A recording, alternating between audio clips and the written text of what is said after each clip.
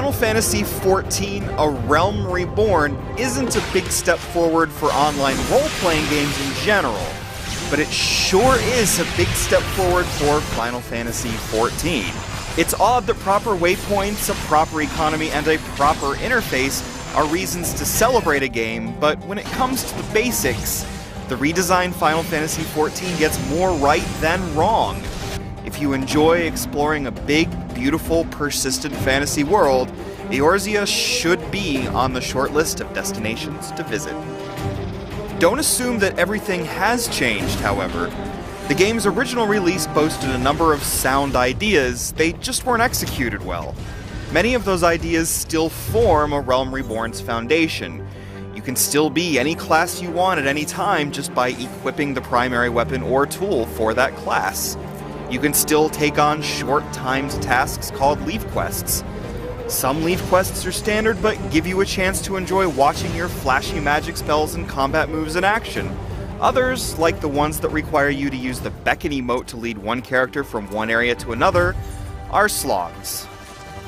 Overall, A Realm Reborn is a familiar kind of game in which you choose a race, select an initial class, and head out into the world to search for treasure, level up, and face big monsters with your friends in tow.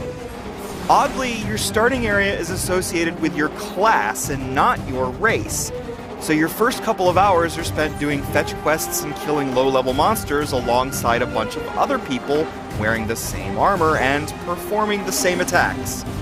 The upside to having class-specific starting areas is that when you switch to another class, there are plenty of low-level quests to get you started, but there is an initial hump of monotony to overcome.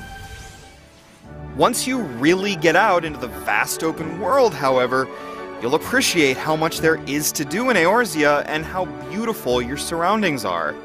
The cookie-cutter corridors outside of Gridania have been replaced with lush forest areas populated by monsters of all sorts. Characters sport highly detailed armor and intricately embroidered robes. Heavily populated areas can lead to some visual slowdown, but even when you lower a few visual sliders, A Realm Reborn looks terrific.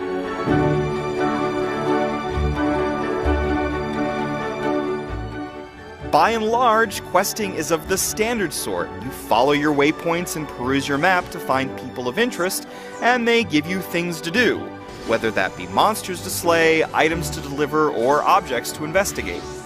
Story quests send you all over Eorzea, sometimes so much that you spend more time than you'd expect traveling, using mounts, rented chocobo porters, or just teleporting to previously visited locales. Such stretches of map hopping can get tedious, but there's plenty of drama and villainous monologues.